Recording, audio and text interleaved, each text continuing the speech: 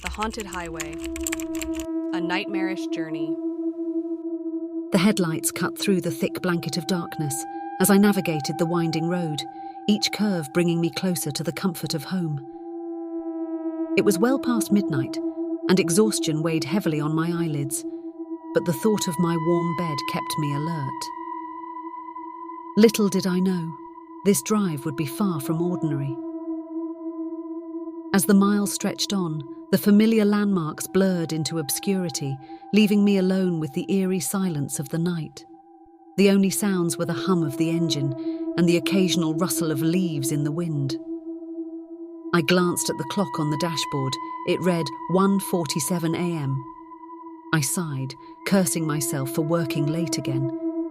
The presentation had to be perfect, they said. I shook my head, trying to shake off the creeping unease that settled over me like a shroud. It was just another late night on the road, I told myself. Nothing to be afraid of. But then, as I rounded a bend in the highway, a figure emerged from the shadows. A woman dressed in tattered clothes, her face obscured by the darkness. My heart skipped a beat as I swerved to avoid her, the tires screeching against the asphalt. I slammed on the brakes, my pulse racing as I watched the figure disappear into the night. What was she doing out here, alone in the middle of nowhere, and why did she seem so familiar? I shook my head, chiding myself for getting spooked by a trick of the mind. She was probably just a hitchhiker, I reasoned, or maybe someone who had car trouble. Either way, it wasn't my problem.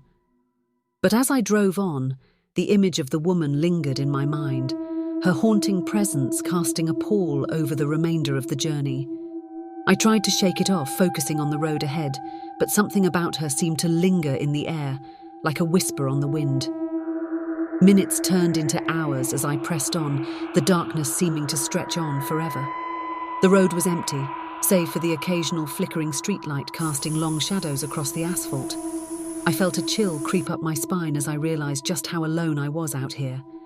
And then, without warning, the engine sputtered and died, leaving me stranded on the side of the road in total darkness. Panic surged through me as I frantically tried to restart the car, but it was no use. The engine was dead, and I was alone in the middle of nowhere.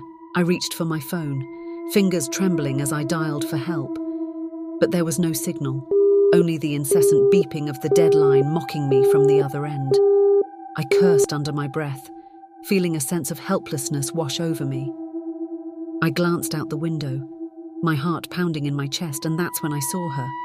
The woman from before, standing on the side of the road, her eyes locked on mine. I froze, unable to tear my gaze away from her haunting stare. And then, as if on cue, she began to move, gliding effortlessly across the asphalt towards me. I wanted to run, to scream for help, but my body refused to obey. I was paralyzed, rooted to the spot as she drew closer and closer. She stopped, just inches from the window, her face still hidden in the darkness. I could feel her presence pressing in on me from all sides, suffocating me with its intensity. And then, with a voice like ice, she spoke. "Help me," she whispered, her voice barely audible above the sound of my own heartbeat. I blinked, trying to make sense of what was happening. Help her? How could I possibly help her? But before I could respond, she vanished into thin air, leaving me alone in the darkness once more. I sat there for what felt like an eternity, my mind reeling with fear and confusion. And then, just when I thought things couldn't get any worse, I heard it, the sound of footsteps approaching from behind. I turned, expecting to see the woman again, but instead I was met with an empty stretch of highway. I frowned, feeling a chill run down my spine. Who or what could be out here with me in the dead of night? I strained my ears, listening for any sign of movement, but there was nothing, only the deafening silence of the night. And then, just as suddenly as it had started, the footsteps ceased, leaving me alone once more.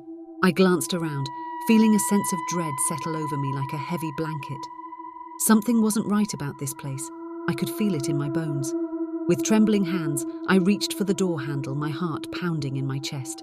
I needed to get out of here, to find help before it was too late.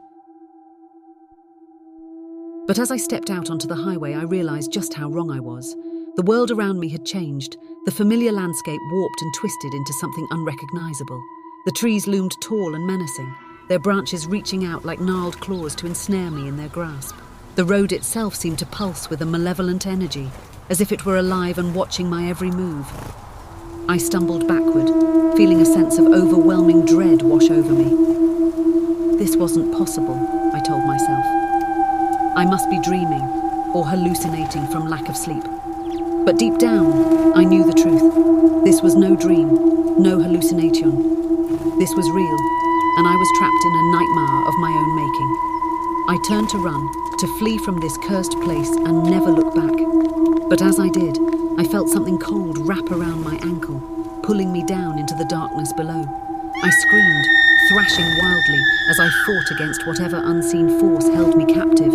But it was no use. The darkness enveloped me, swallowing me whole until there was nothing left but the echoes of my own screams fading into the night. And as the first light of dawn broke on the horizon, I knew that I would never escape the haunted highway. For in this place, the dead walk among the living, and there is no escape from the darkness that lurks within us all.